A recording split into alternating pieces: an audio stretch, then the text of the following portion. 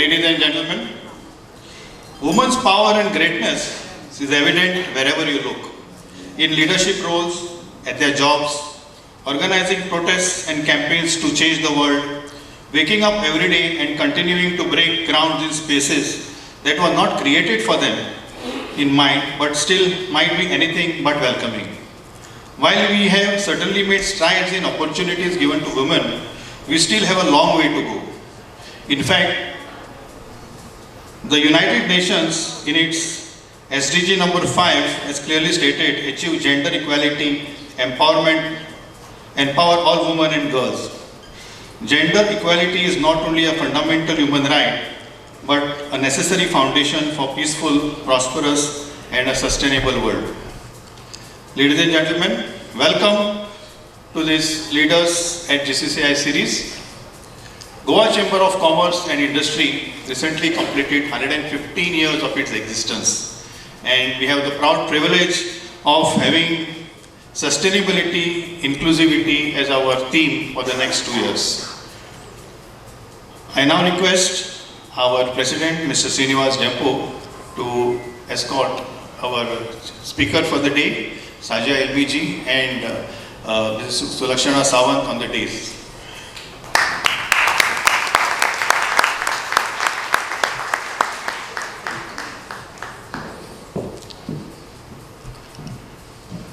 Thank you, sir. I now request Mr. Lalit Saraswat to take over from. Such large numbers, and we started on time. Thank you for making it a big day. So, as a part of what we are doing right now, Leaders at GCCI, we've started the first series with Mr. Mohandas Pai. This is the second in the series. This hall has only grown bigger. And Shazia Ilmi ji, this is a sign of your popularity. Thank you for coming into Goa. Yeah. The hall is waiting to hear from you. I thank Mr. Dempo for calling her. As a part of the Leaders at GCCI series, we will be having noteworthy speakers, quality content, interesting topics, diverse professional representation, and opportunities for all of you to network. And I can see lots of it has already started. In building a strong brand, and that's what we hope Leaders at GCCI will be, what's important is consistency and execution. The right messaging has to go out, the choice of topics has to be right, the choice of speakers has to be spot on. And if I go by the last hall size of 100 to the current strength of maybe 200 to 300 numbers that we have, that's obviously a step in the right direction. So thank you for being a part of this Leaders at GCCI series. We already have demand of better.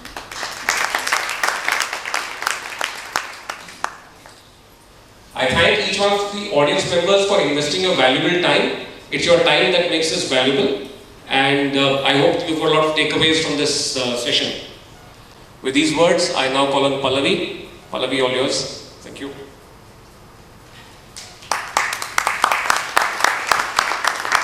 Ilmi, National Spokesperson, BJP. Shazia's compelling presence in the media as National Spokesperson of the BJP is an immersive experience for a huge segment of the Indian television audience amongst all age groups. From the Nirbhaya Andolan to the fiery advocacy of the rights of maritally aggrieved Muslim women in India, to her unwavering, uncompromising campaign against the practice of triple talaq, and in numerous such instances, Shazia's incessant media activism against regressive, inhumane customs and practices rampant across the length and breadth of the country are all a glimpse of Shazia's daily work ethic as spokesperson of the BJP. Her journey from a young reporter to a popular TV news anchor and then as an activist politician has seen her take tough stands on issues of gender justice, corruption and probity in public life. She studied at St. Mary's School in Kanpur and thereafter St. Bede's College, Simla. She then completed degree course in journalism and broadcasting, excelling at Jamia Millia's prestigious master program in mass communication, New Delhi, followed by a Thomson Foundation diploma certificate course in broadcast journalism and in Wales, and then a diploma in film production from New York Film Academy. Shazia Ilmi's professional career flourished in the television media, where she distinguished herself as an imposing yet sensitive TV reporter in one of India's leading prestigious channels for several years. And then, as destiny would unfold, submitting to her innate sense of idealism, she took the plunge into national anti-corruption movement in 2011. Then began a career of political activism for her, trailblazing in a high-octane media campaign against corruption, and she went on to be a founding member of the llmi Party in 2013. During her career in the media industry spanning more than 15 years, she worked on various aspects of news and documentary production. Being a social activist, she associated herself with films and documentaries that focused on illuminating people about different issues. She has been forthcoming about the welfare of the community, known for her principled and fearless political views and comments. She has also been vocal about her opinions on various social and gender issues too. With a sheer grit and determination, Shazia proved that women can also break the glass ceiling in politics without losing the innate identity. So ladies and gentlemen, kindly give a huge applause to welcome Shazia Ilmi, journalist, film technician. I would request Asha Arondekar, chairperson of GCCI Women's Wing, to welcome her with a floral welcome.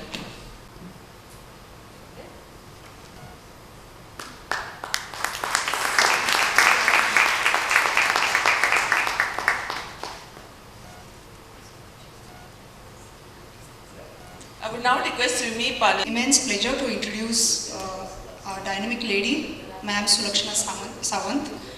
In fact, she needs no introduction. We all know her passion for teaching. Of course, all her students love her too. This inspiring teacher was also the president of the Association of Chemistry Teachers of Goa. Going beyond the field of education, her active interest in politics led her to being the BJP Mahila Morcha president, to Prabhari of Mahila Morcha Goa Pradesh and the state executive member of BJP Goa. The great speaker that she is shows her active involvement in election campaigns, not just in Goa but across different states of India. As the president of the Goa State Women Self-Help Group Association, she has been a pillar of strength to the women across Goa, motivating them. She was instrumental in launching the Nari Shakti app with the objective of making SSG operations digital. She has been active and very effective mentor to the Jan Vikas Cooperative Society, the Integrated Intervention Project on FSW, the NGO Sai Life Care, the Bhumi Project, and many other organizations and platforms.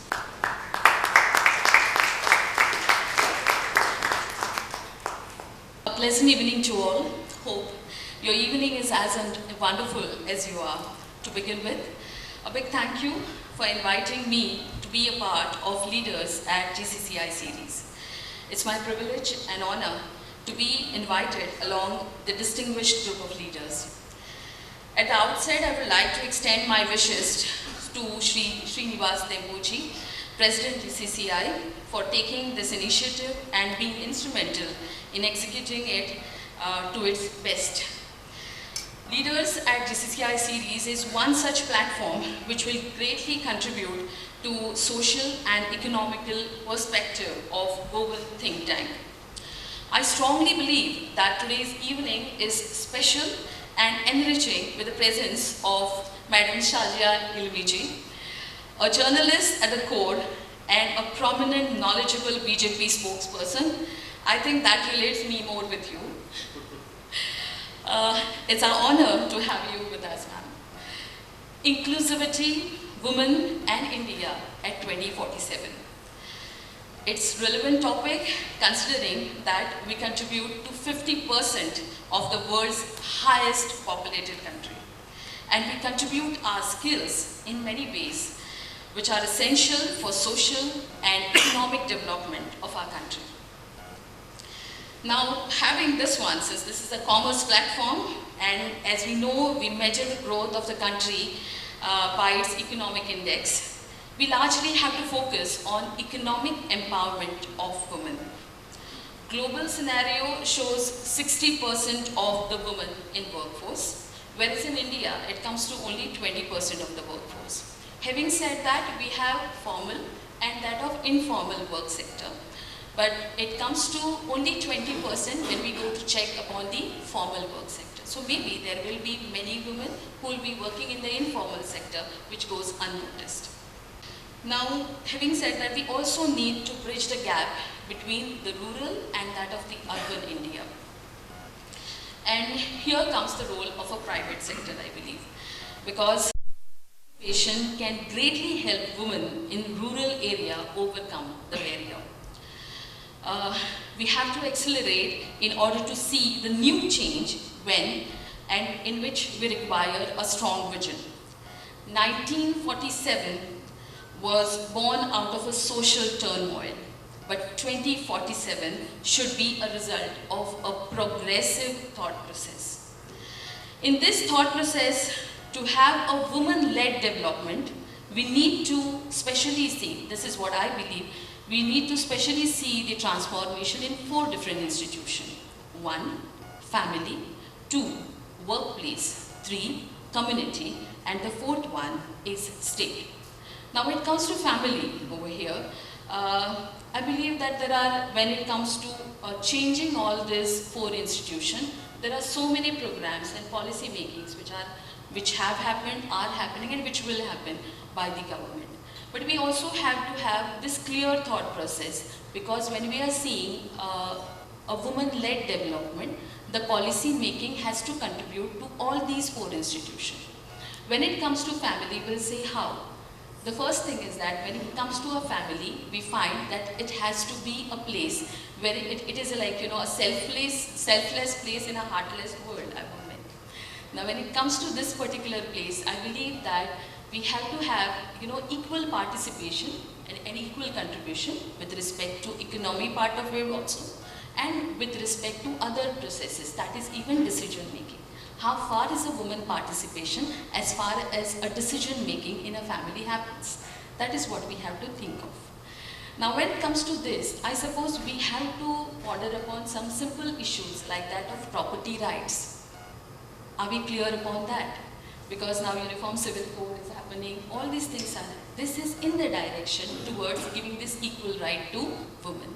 Because of course there is Hindu Succession Act, there is Hindu Succession Amendment Act which is there, other laws which are also there. But I believe that, when it comes to family and when she needs to be considered, she has to own something. Here I believe that when government is for Uniform Civil Code, at the same time, I really liked one of the program by Government of India, and that was Prime Minister Awas Yojana, wherein the woman of the house was, will be the owner of the house. Government will be giving the funds and the house will be in the name of the woman. Now I feel, these kind of a program have to be carried on. Now when it comes to workplace, I believe that we have to have a safe, secured workplace. I again would like to quote one more government program wherein in a formal sector, a proper maternity leave has been given to a woman, and such kind of incentives are given to a woman so that she can take care of the family as well as she will be happy working at the workplace wherever she is. So such kind of initiatives are being taken, more need to be introduced. When community participation of a woman, I believe that, one of the mission which I would like to tell you all this, that in protection of the forest, there are different kind of local bodies which were made.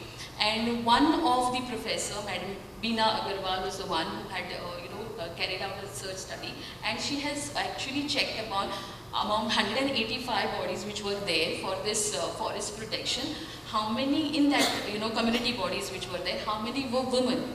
We go to see none among them were women. All men were, a part of these community programs. So similarly, I would say that there are many other projects like water harvesting project which took place, wherein it required a participation of community, people participation. But when it came to people participation, every time it was men who were participating, but women were not participating. Called upon, to participate, be a part of it. But I believe that all those programs which were then intentionally taken and women participation was allowed, it was seen to it that those particular projects went very well. The 4th one is the state. When it comes to state, be it bureaucracy, be it judiciary, be it active politics rather.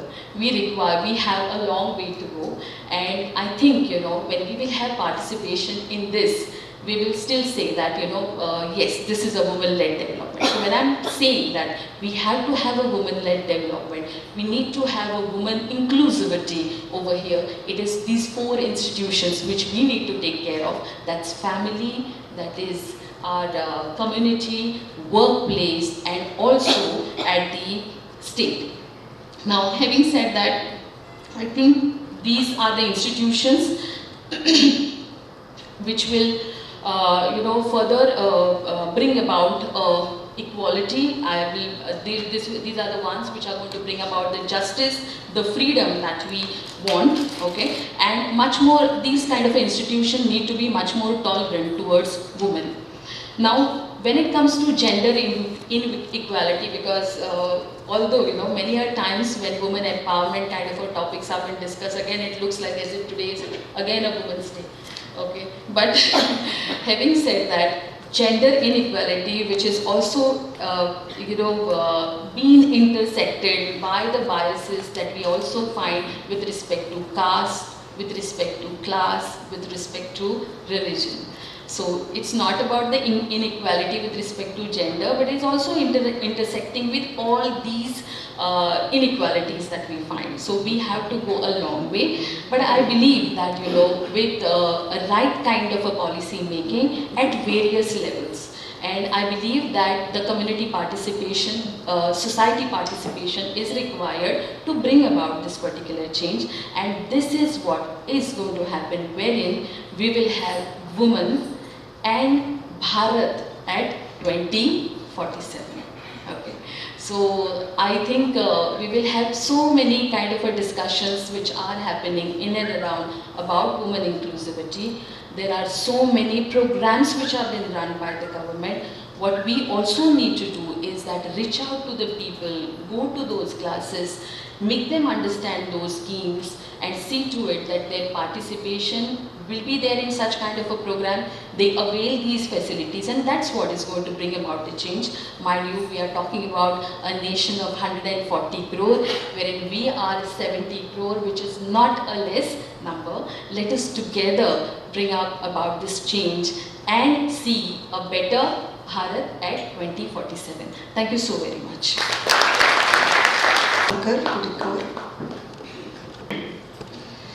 Goa has a lot going for us.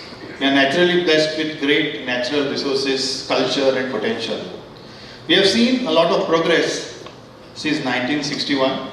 The world is changing at a fast pace with changes to the socio-economic order and underlying technology and innovation. We have to lead this change by bringing the focus on high growth that's inclusive and sustainable. And that precisely, ladies and gentlemen, is the theme proposed by new President Mr Shrinivas Dempo for the term 23-25. We will be releasing one booklet on GCCI's theme right now. I request our managing committee members, our executive committee members, our Vice President Pratima Dona, our Treasurer Mr Rohan Bhandare, Mr Dean Manages to kindly join us, Mr Lalit Saraswat and Yatin Kapurkar to kindly join us in releasing this document.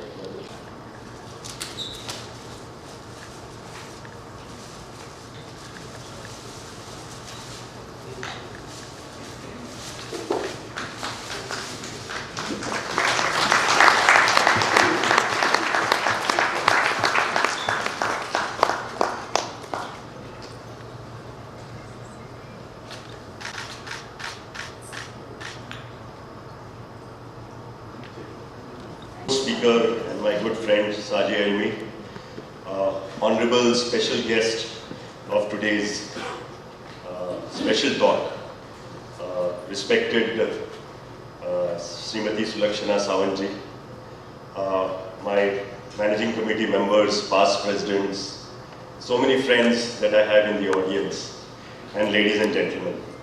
A very good evening to all of you, and thank you for gracing this occasion with your esteemed presence.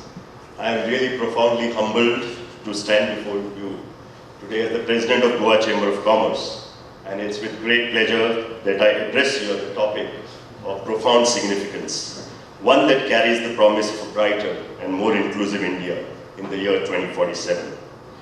As we gather here to contemplate the future of our beloved nation, let us first acknowledge the undeniable truth that India's progress is intrinsically tied to the status and empowerment of its women, which is happening to a large extent. Inclusivity for women is not merely an option, but an imperative for the nation aspiring to fulfill its immense potential. A very warm and special welcome to my friend Shazia Ilmi. It's Shazia, you love Goa, you love to speak. We see you every day on TV, but I thought that we should have you here to actually speak in person to many lovely people of Goa. You know that Goans are very hospitable, very friendly, and we are here today to listen to you. You have been a role model for many. You have had your struggles in life. You've come up the hard way. Par excellence journalist, politician, a filmmaker, and I expect this to be covered in the fireside chat that you and I'll be doing very soon. Thank you, madam, for gracing the occasion. You were there with us last week at the Goa Chamber of Commerce. You've been a real friend, philosopher, and guide to us. Very passionate about women empowerment, particularly in the rural areas where our upliftment of women is really, really required. Thank you once again for coming and spending your valuable time. Really, the whole theme that we talk about is on sustainability and inclusiveness. And as the Honorable Prime Minister has always said, that 2047 is going to be Amrit Kal. And with Amrit Kal, we have to cross so many bridges, we have to cross so many roads. Be it in terms of social development, be it in terms of economic development, be it in terms of cultural enrichment, and India has a lot to offer. And in India, Goa as a state has a lot to offer too. And we felt at the Goa Chamber of Commerce that women empowerment, or whatever you may call it, I don't think empowerment is the right word. Excellence in women is something that needs to be celebrated by the Goa Chamber of Commerce and Industry. And that's the reason we are going to embark on various programs. I would like to congratulate Asha and her team for launching the mentorship program last week. I was talking to Shazia, where Srimati Sulakshana Sawant also came and encouraged us. And really the whole thing is about, telling about successes of successful women entrepreneurs and how they could spread and disseminate this information. I know that it's off to a good start and I wish the program all the best. The structure of the program is going to be such that I'll request Shazia to say a few words and then I'll pose a few questions to her. Not very difficult, Shazia, but you can take difficult questions. And then probably, maybe devote 10-15 minutes to questions from the audience. So once again, a warm welcome and really looking forward to this enlightening session. Thank you so much. Warm hello to all of you, and I really want to thank you, Mr Shrinivas Dempo ji, and all the members of GCCI to invite me here, to take me out of the hullabaloo of the studios and the daily debates, and to really transport me into Goa and the Goa state of mind. So thank you very much for that, for this little respite. It's always a pleasure to come here. And what more can I expect from this fabulous gathering of ignited minds, liberal brains and people with progressive agendas, than to flag this very pressing issue that we are discussing today. Friends, if we talk about gender, we must realize that they're just not women's issues, they're everybody's issues. Men, women, all the other genders that we can think of, and that together, it is a mandate as people, as citizens, to work on them.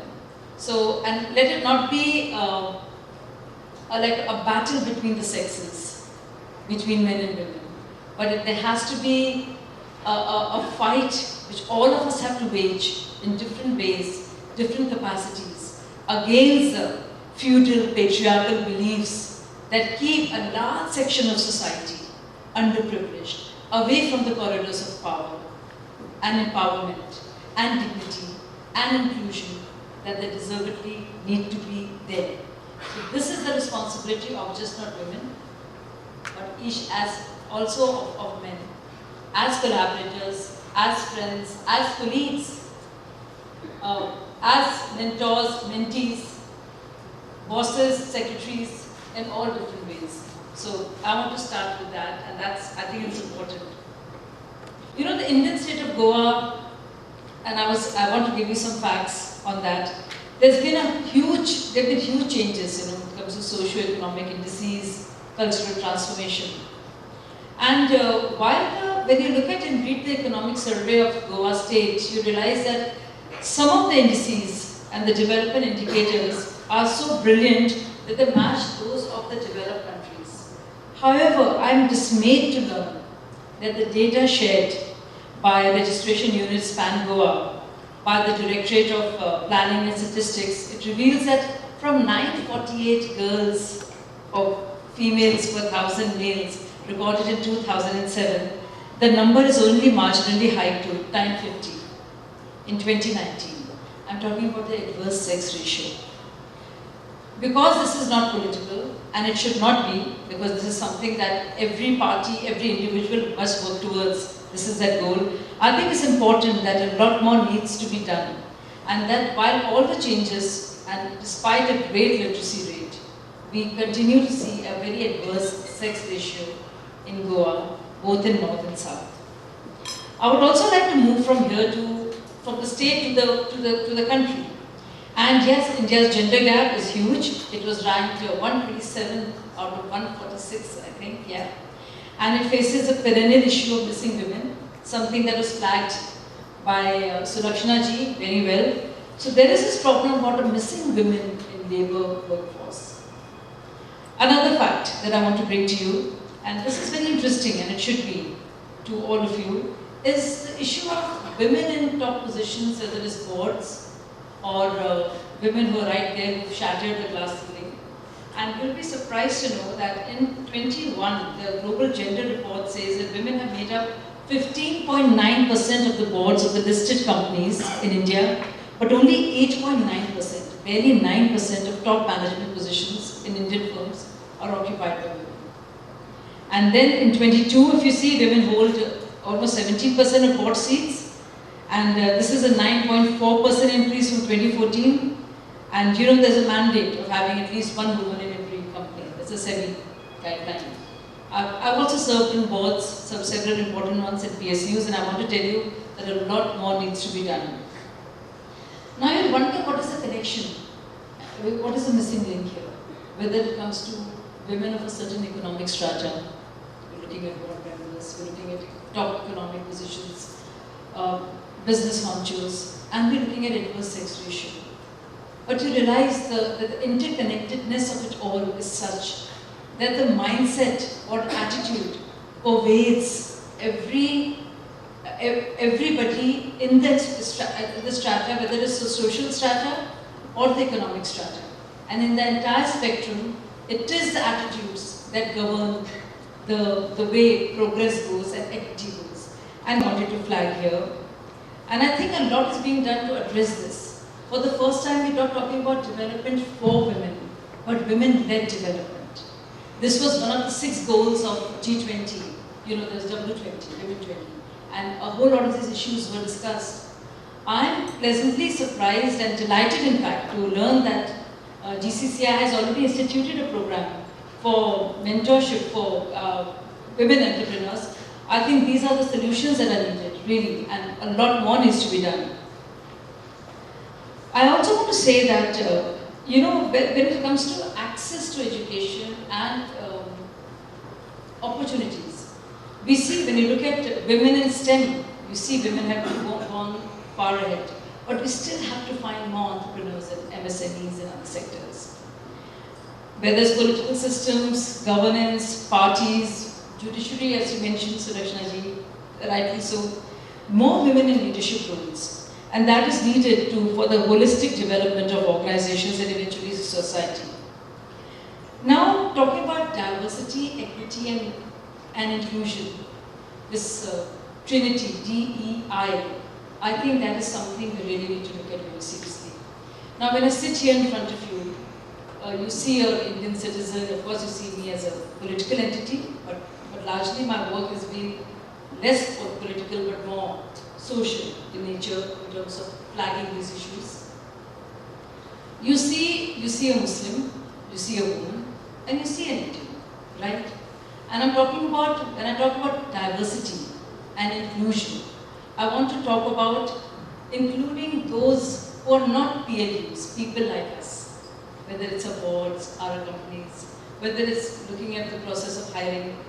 So this becomes really important. And I think this is again a mindset and getting rid of the biases we have. I know we're comfortable with people like us, people who talk like us, linguistically, let's say, socially, economically, the strata we come from.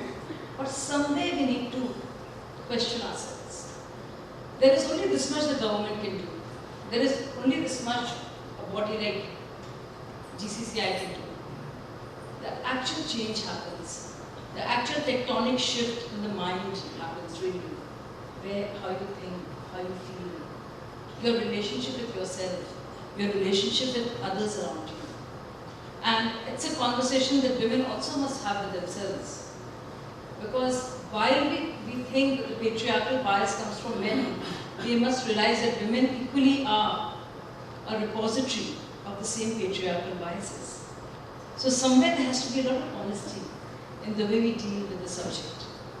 There are a whole lot of solutions when it comes to inclusion. When you have a more inclusive board, company, and a more diverse one, it has always led to better problem solving, better innovation, better team building capabilities, and they've also been more productive. This has been the experience everywhere. So I would like to implore you to look at it very seriously, to get out of this comfort zone and play a little bit with this creative management, starting from yourself. How comfortable are you with those who probably don't speak the same language, probably don't go to the same places to socialize, and how comfortable you are when you look at the recruitment processes or including them, that you need to have many more diverse, whether in terms of ethnicity, religious backgrounds, linguistic backgrounds, economic backgrounds, to have around you. And I think that's really important. I'm very excited to know, I would love to learn more about the program, Shrinivas, that you are, that your GCCI has instituted for mentorship, and I'll say the rest later. For those opening comments, Shazia, and that really sort of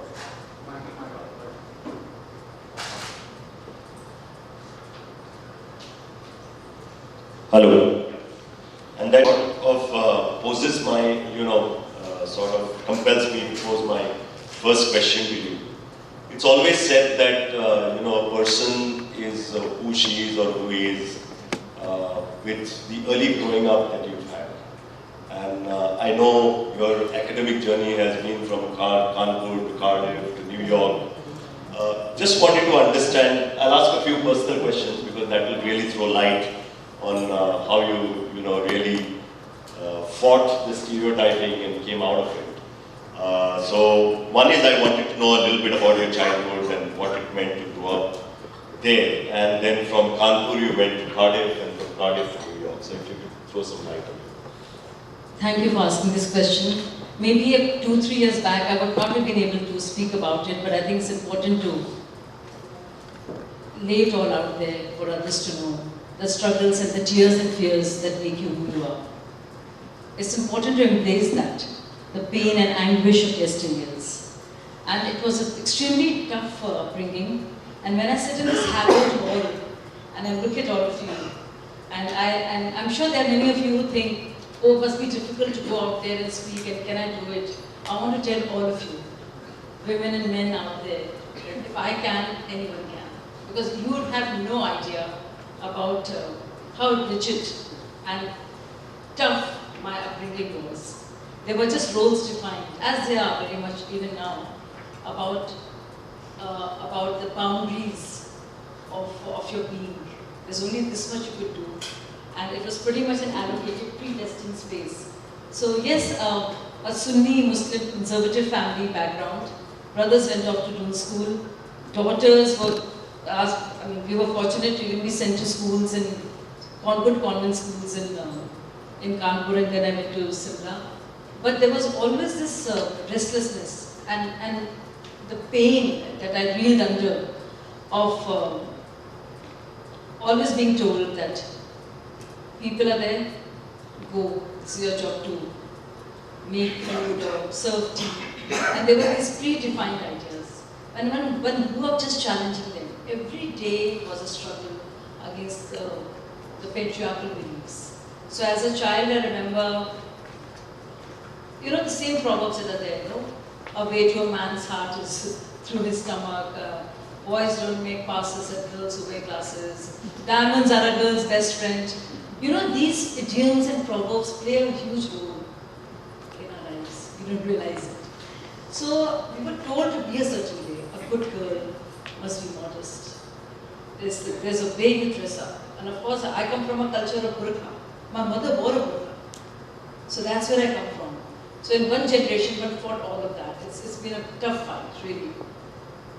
And when I sit here, I want to tell all of you this, that I never once want to forget the pain and anguish and helplessness of that 10-year-old Shazia. And my entire life's efforts would be dedicated to assuage and make peace with all that little girl endured. And I think that's why it's important to keep the flame burning and to keep being the, while the bitterness and the pain goes away, but the memory is there. And the mind remembers, the body remembers. All the obstacles that are there in your way. Whether it comes to higher studies, whether it comes to access, whether the basic opportunity to sit at the table where people are discussing politics. I remember sitting on a train and this person was giving out newspapers to everybody. He just did not look at me. And I said, I want to read the newspaper too. And he said, oh, you read the newspaper? So all the women were just there in this train. I remember it was Cidade and the Express going from Lucknow to Delhi. And I said, yeah, I want to read the paper. And I was barely 14 and that was it. You sat in a rickshaw, you went to school and you just hated sitting there because all eyes would be on you.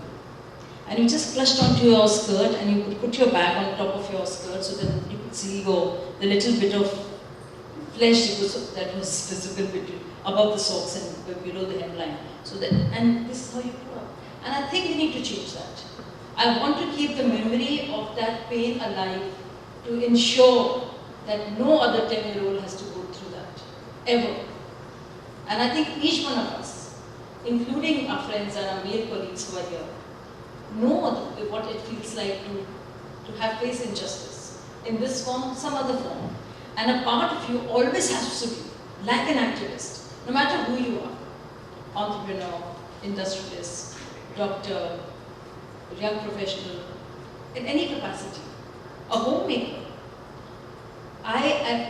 People say get over the pain, and I say no, keep the memory alive. That you don't have to feel the same anger, but you have to do justice to it, embrace that, and make sure that the 10-year-old you is at peace, and you have been able to ease the anguish of that, the restlessness of that. So, Srinivas, it was my prayer, I was so angry, there were so many questions. And I would say, I would literally pray, हम तो नमाज पढ़ते हैं, and I went to a Christian school, so it was a combination. And I would say, oh dear Lord, please change my circumstances, or change my dreams. My circumstances are so different, and what I dream of is so different.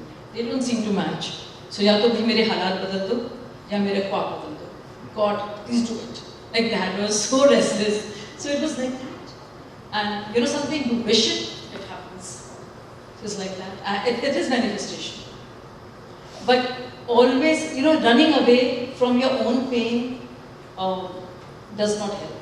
Embracing it, keeping it with you, and flowing with it ahead. Making sure that others are part of fellow travelers goes a long way.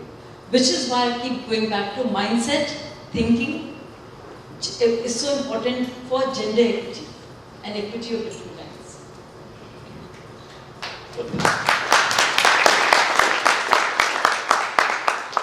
With all these social pressures that you talked about, how did Cardiff and New York happen?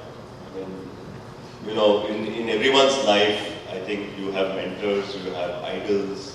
Was there anybody who was very significant in your life who encouraged you to do this? And, you know, going from Kanpur to Cardiff, those days, now everybody goes for it. And then to New York. Just wanted to understand how you mustered the courage and how you went there. You know, I travel so much. I mean, I've traveled all of Argentina, and I went to Buenos Aires and I stayed there for a while to get a sense of who I was. Those are the kind of things I've done. And I look back and I say, oh my God, where have I come from? I look at Chamanganj, a Muslim ghetto, where women have their heads bowed, and men propose and women dispose. And you have your khalas, and your ammi, and your muanis, and chachijans, and all your cousins living life a certain way. Even dreaming beyond a certain spectrum is not allowed.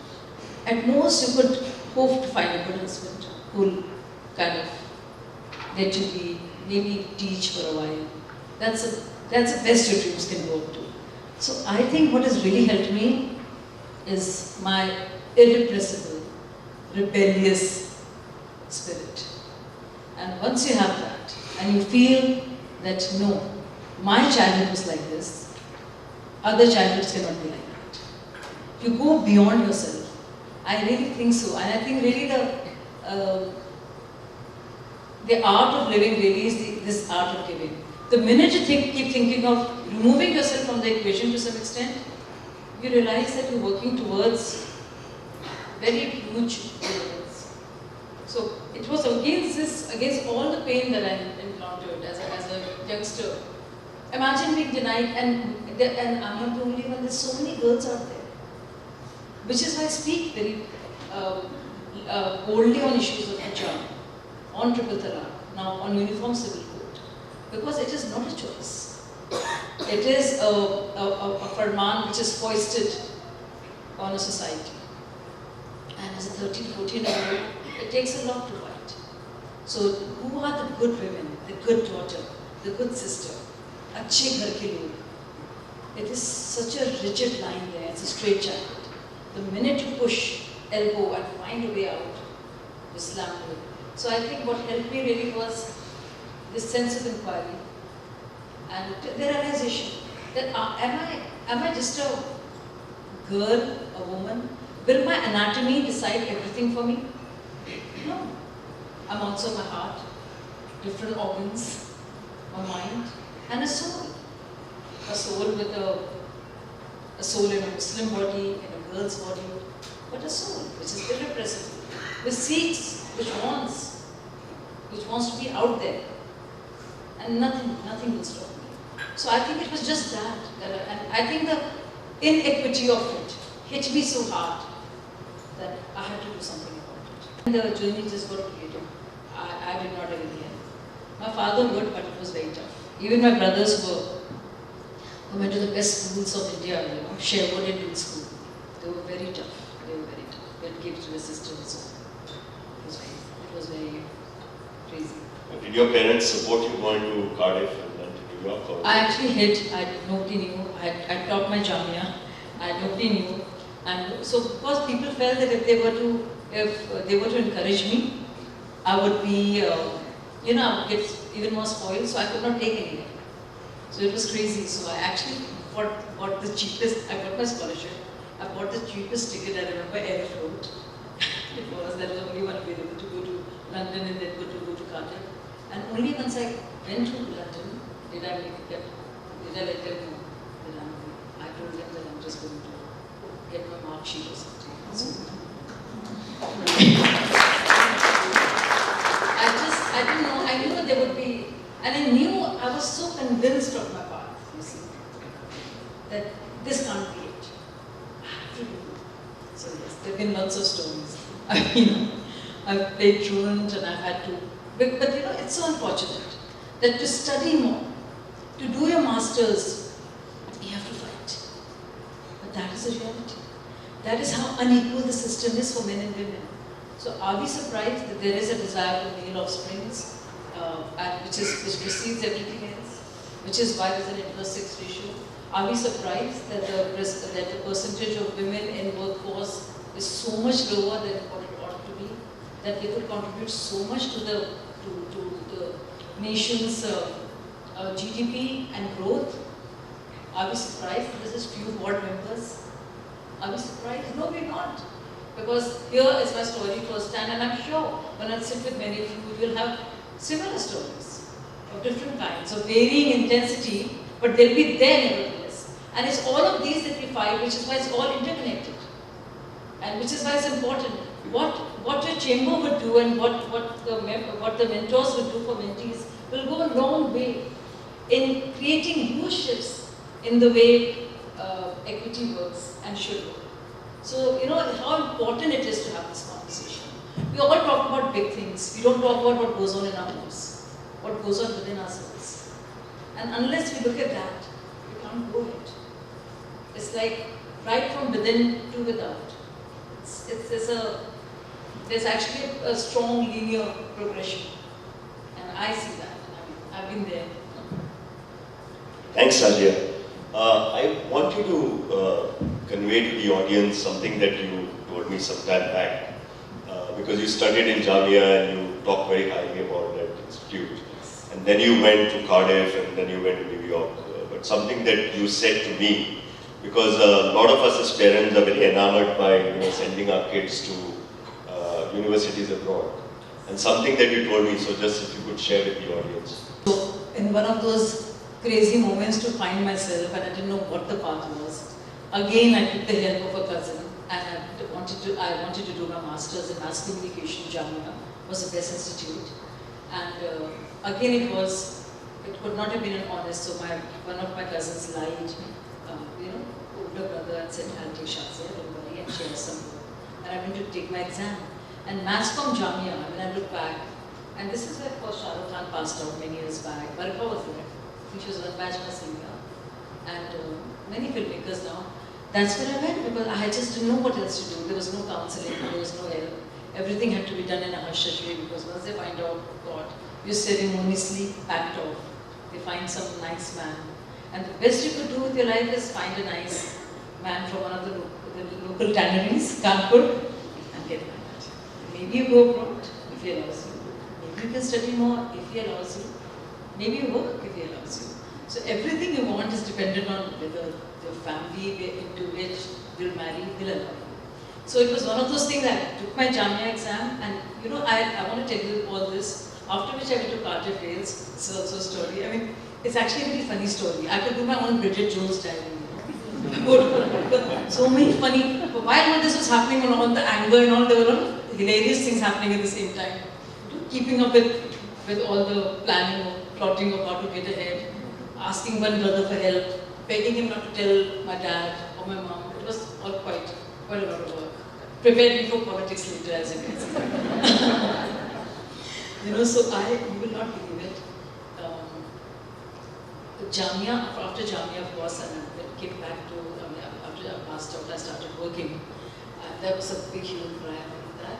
But when I went to Cardiff, and then later on, much later, to New York, I can look back and say that what I learned in my master's program in Jamia over here, and what my colleagues did at the same time at FTI was way ahead, way superior in terms of everything, 16mm, photography, cinematography, direction, film appreciation, graphics, and all. So I want all of you to know that we get so enamored of the world outside, or some great institutions there. And they kept me in such good stead. So I want to thank you. You mentioned about your education. Now let's get into your career. And something that you did for some time was journalism. And I just wanted to ask you, in journalism? How much did you like it? And more important, what was it to be a woman journalist at that point in time? You know, in the studio, on the ground. I know that the way, you know, there is branding of women in a certain way, which is of course changing now. But during that time when you started, was it different, and how challenging was it to be a woman journalist? And you did some, I think you must have done some very difficult assignments and tasks. So if you could just throw light on it. So, all my friends here, and I really want to share this, this is a very personal conversation, but something that impacts all of us. All the biases which I saw in my old Kanpur setup, with all my mamus and khalas, and I thought I've left that world behind. Here I am in Z News, as a special correspondent, or as executive producer, and then later in Star News, as an anchor, prime time. All the biases, which I thought I'd left behind, were all there in all those people, in the sprawling studios, absolutely smashing, glistening studios of Mumbai and Delhi. All the biases. They would say things like, oh, you're a sweet little girl. I don't know what they were trying to say by now. You know, why don't you do cover Bollywood or lifestyle? I said, no, I want to cover defense as a beat. I want to, they couldn't take it. You know, why don't you cover, you know, something like lifestyle or education? And so in Hindi especially, in Hindi journalism, it was very different. I think English television, and there was just one NDTV at that point of time. It was very good, but Hindi was very tough. So, you know, I just couldn't imagine it to be so bad. So, you know, you're fighting home and you can't dare to tell them what you're going through here. And there you go and it's like, and you just feel, why does it have to be so hard? Why can't you just be you? Why can't people be kinder and more compassionate towards what you've been through? Why are women expected to be, you know, yes sir, no sir, and smiles with you? It was just that. And it was so much of that. You literally have to dumb yourself down. And you know, I want to tell all of you this. This is a funny story, but it's also intense, and I think humor is what keeps us going. I remember Star News as an actor. I was a debut anchor for Star, and I remember elections were going on. Shrinivas, this is hilarious, okay? And my boss says, Shazia, you do the toss. So in television, what you have is, Namaskar, Ms Shazia Ilmi, पेश है इसकी ताज़ा खबरें. You do all that, and चुनावी विश्लेषण के लिए चलते हैं. And then I have to toss. It's called a toss. I have to toss it to Vinod Dua, who was alive then, and Mahesh Rangarajan, and I think MJ Akbar. So all these three men would pontificate on the state of affairs of India. And I was itching because I was a girl from Kanpur, my dad was a journalist, we have the oldest Urdu newspaper by the way, and I had so much to say. So I was itching, you know, and I said, enough is enough. So I kept tossing. Because I was like, from morning till the afternoon I kept tossing. And Paki Kaprokishan, for more election analysis, let's go over to Vinod Dua. And then they would analyze and they would come back to me. So I just didn't like it. So I actually went to my boss. It was in front of everybody in the newsroom. And I said, you know those old films, you remember Ajit? Ajit. I said, listen, I want to tell you. Remember Ajit used to say, Robert, तुम सोना लेके आओ, Michael, तुम cycle पर जाओ, और Lily, तुम नहाती रहो. I said, excuse me, I don't want to be a Lily, make Ajay or Sanjay or Lily. I want to be Robert or Michael.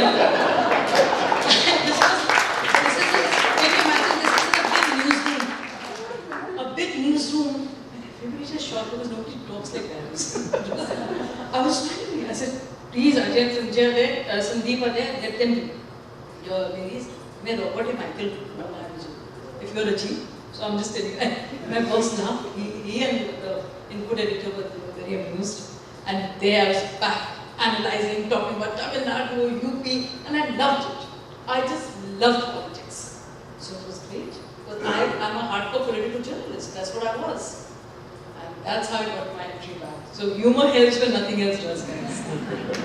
Just short there. You don't always have to fight it. See, people will see the mirror. My next question is a little controversial, but I'll start with the preamble. That at least my experience is women in the country are doing much better than men today. I mean, I can say this with a lot of conviction. Whether it's in my home, in my office, you know, in the state, though we need more women in politics in Goa. That's what our President of India also said when she visited the State Legislative Assembly. But do you think, and I'm playing the devil's advocate to get your reactions, do you think that we are overplaying women inclusivity and women empowerment in the country when so many top positions, and I'm again, you may say, and I agree with Mrs. Sulakshana Sawant that there are 4 institutions, and in every institution, and I completely agree with her, because in probably a rural part of the country, the response with the women is not as adequate as it should be. But if you look at, we have a woman president today in the country. We have the chairman of SEBI, which we all sit up at night and say, how we run our companies, is Madhuri Buch, who is a woman. Okay, there are so many bank CEOs and chairmen who are women. Do you think that really, words like reservation and some sort of an exclusive thing like a woman board member, I mean, irrespective of a woman has to be on the board, I would have anyway taken a woman, because she gives a completely different perspective, and it adds a lot of value. So what does, my broader question is, from where we started many years back to where we are on the inclusivity today, do you find a huge change? I know there's scope for everything which is better. What are your thoughts on this? Personally, and I said this earlier, and please read between the lines so that I will even spell that out. It is not enough to be a woman to want to do something for women. It is a constitutional mandate of every member of parliament, of every MLA to work towards men and women, especially the Indian Charter, the constitution. So to some extent I agree with you. And I've been against reservations. This has been since I was a journalist. I don't think reservations help. I think reservations do bring in a lot of resentment also. And this forced diversity and forced inclusion doesn't help. It has to be a more organic, easier process. It has to be more nurturing in nature than legislative, so to speak.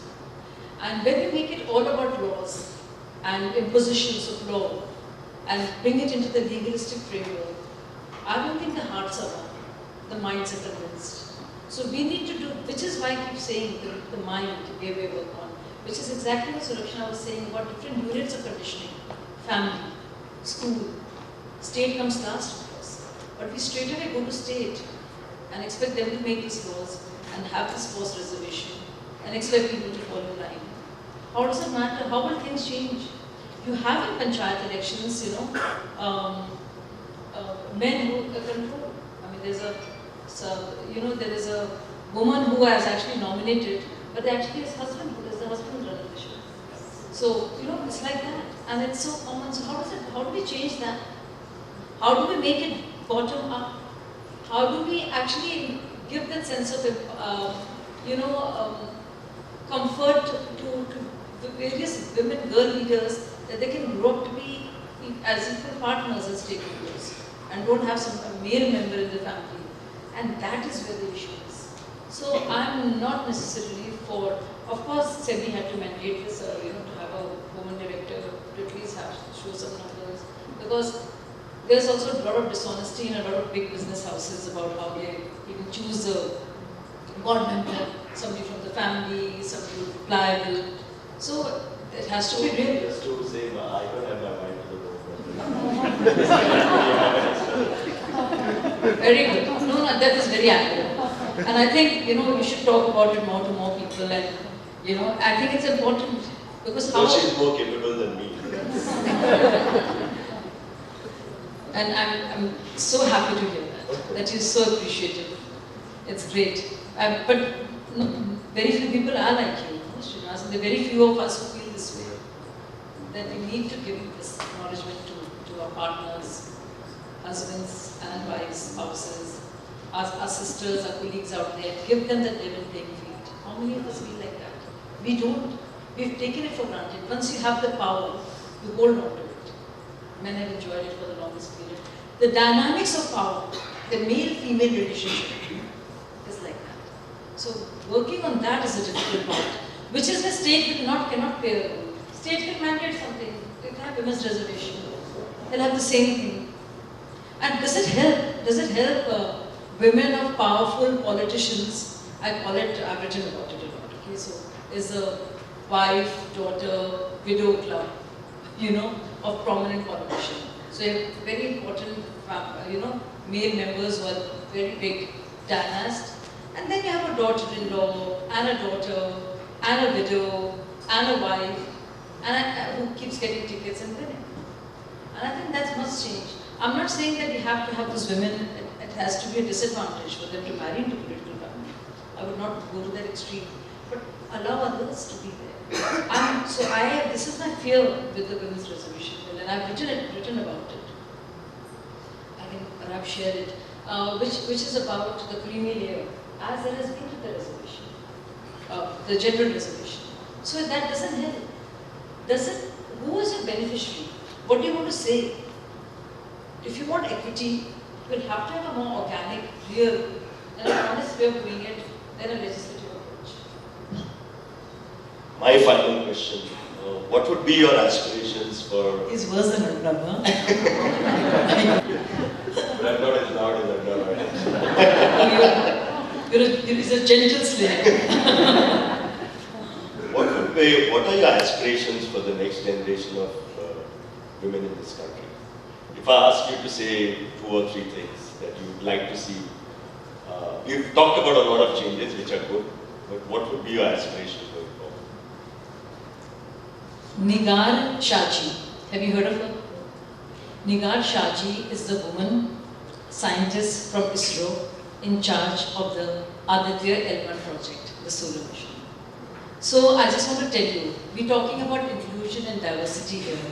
We already have a brilliant Muslim scientist woman from Tamil Nadu who was handpicked to lead the solar sun vision project, and that is a woman and of minority. Yes.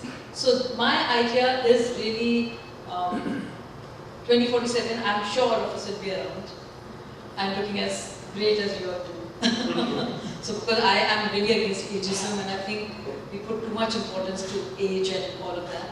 I really think that a more equitable world, where dreams of a girl are not decided by her anatomy, or the family background she comes from, or the religion or caste that she comes from, but because of the merit of who she is, and the gravity of her intent, and the color of her dreams.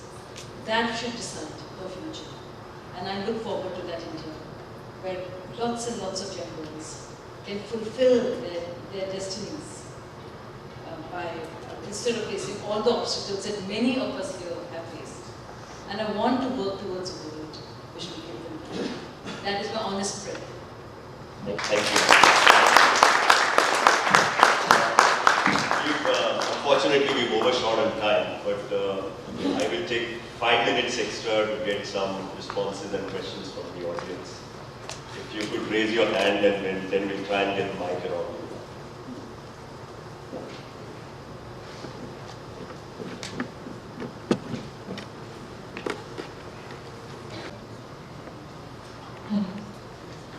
Good evening, ma'am.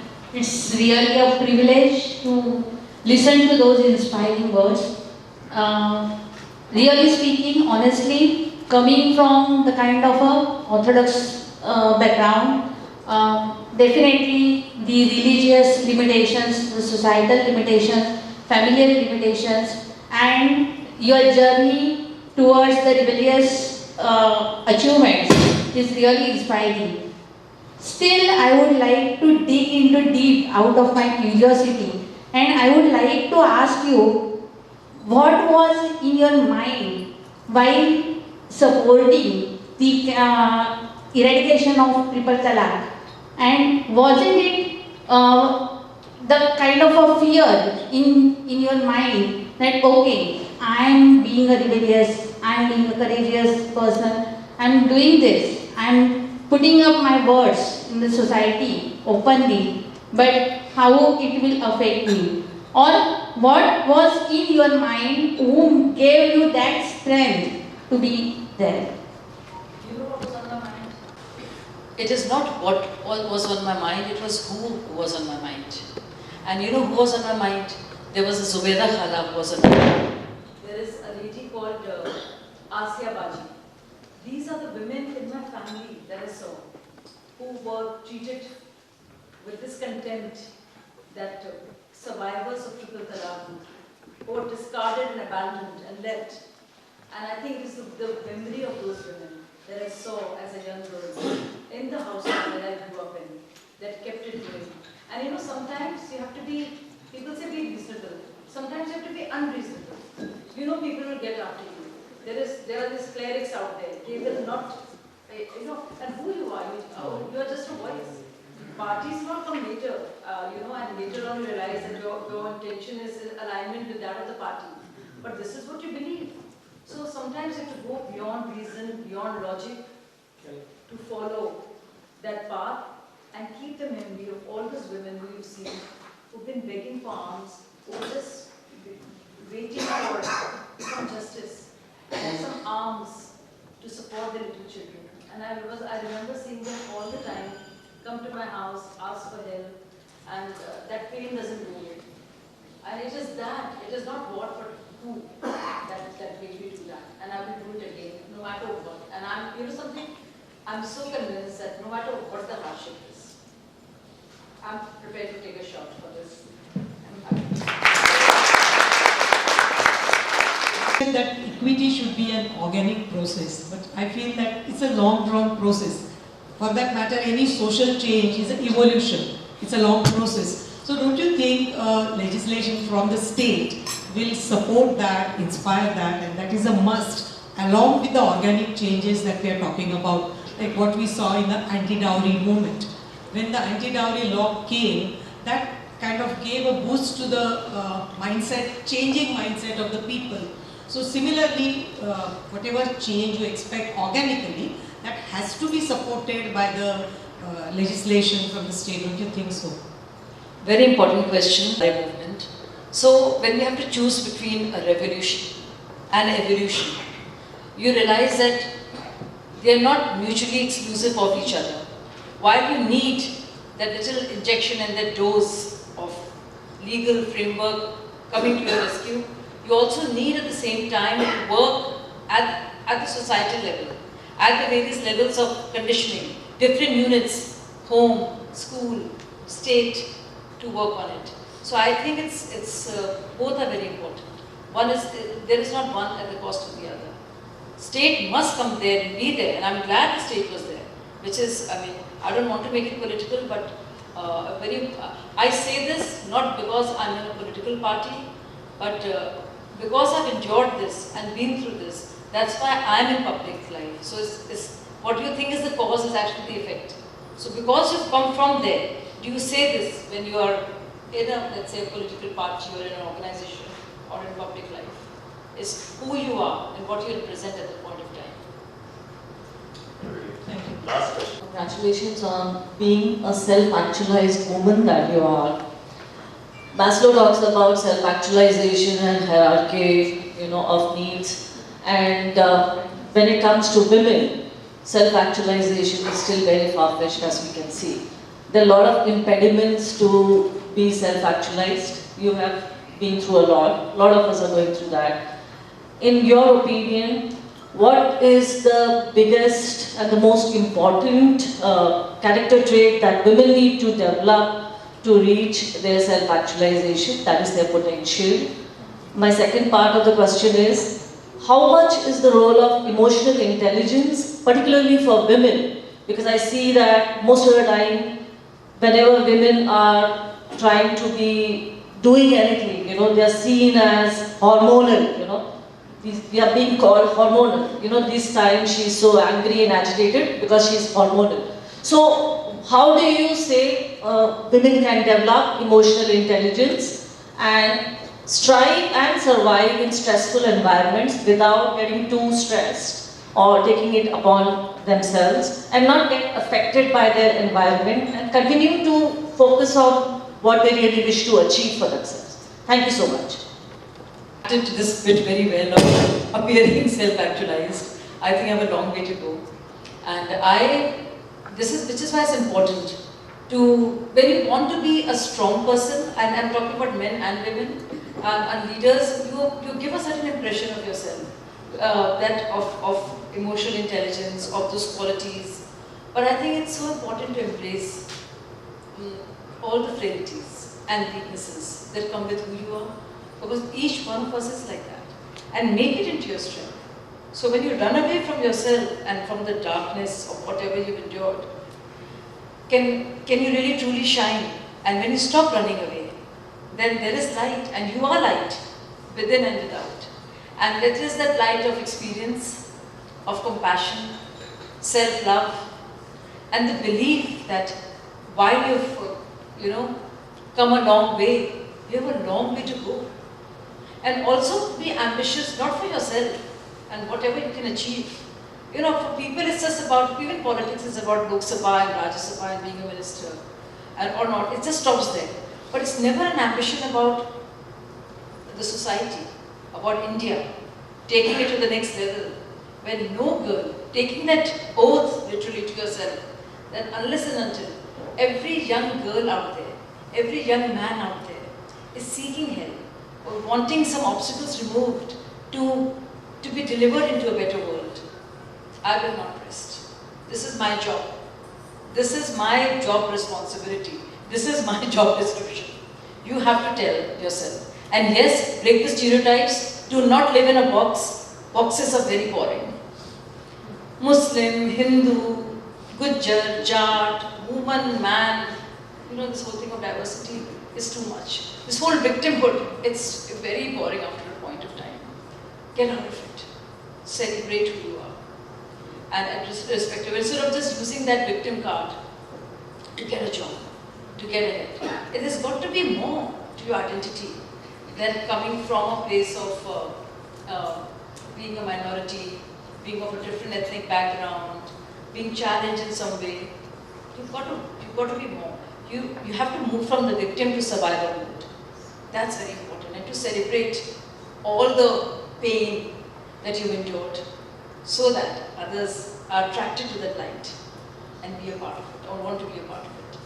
So I think that for me is emotional intelligence. In a simple way. With him you don't. So you know what you're getting with that now, but this time I really didn't know. So I'm sure, as in a podcast in the making, I want to ask you. Thank you, ma'am. Intelligent and informative conversation along with our president. A loud applause for Ms. Shazia Ilmi.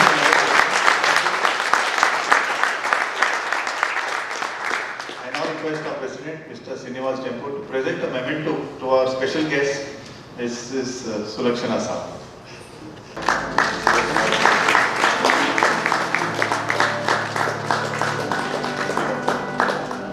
And a memento.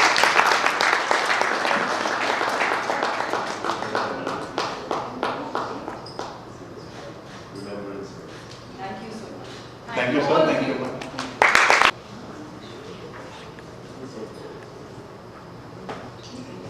Ladies and gentlemen, it is my privilege to conduct a vote of thanks for this wonderful program on a very important subject related to women, about the relevant topic of inclusivity, women and India 2047. It was enlightening to listen to your keynote address and for flagging off key issues, namely the adverse sex ratio in Goa and the low level of women inclusivity in the top management of Indian business. I also thank you for your insight that gender discrimination and inclusivity issues cut across the social and economic strata of India. I also thank you for sharing your personal experiences in a journey of women empowerment from childhood in an Islamic milieu, education, journalism and public life. Thank you, Ms Shazia Ilmi, for your thought-provoking address. We were honored to have in our midst a champion of women empowerment, Mrs. Sulakshana Sawant, and I thank you, Madam, for gracing this function with a distinguished presence and sharing with us the 4 institutional factors that determine women empowerment, namely family, workplace, community, and the state. This function, and indeed the series Leaders GCCI, would not have been possible without the vision and initiative of our President, Mr. Shrinivas Dempo. Thank you, Mr. Dempo, for making this function and the series possible.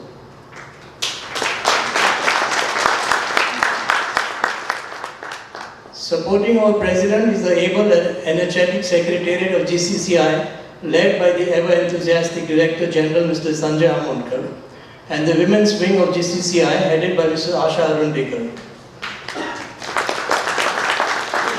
Thank you, Mr. Amonkar and a dedicated team, and Mrs. Arundekar and her team, for successfully organizing this program with clockwork precision. Also working behind the scene is our Managing Committee member, Mr. Lalit Saraswat, who has worked imaginatively in planning today's function and indeed giving the series Leaders at GCCI a modern and a smart brand identity. One of the most valued partners of GCCI is the 4th Estate, who support GCCI's policy advocacy through their news reporting. I thank the members of the media for their large presence today and thank them in advance for the news report that they will carry tomorrow.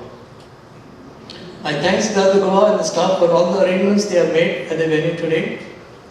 Finally, I thank all of you for taking time out from your busy schedule and coming in large numbers to attend the program today and for an interaction with Ms Shazia Ilmi. Thank you. Good evening. But we'll be having many more such programs. We thank you for coming from far and wide and attending this program. A special announcement for the Managing Committee members, at least in Ultramar 1, that is where the reception of Cidade. Thank you so much and have a very good evening.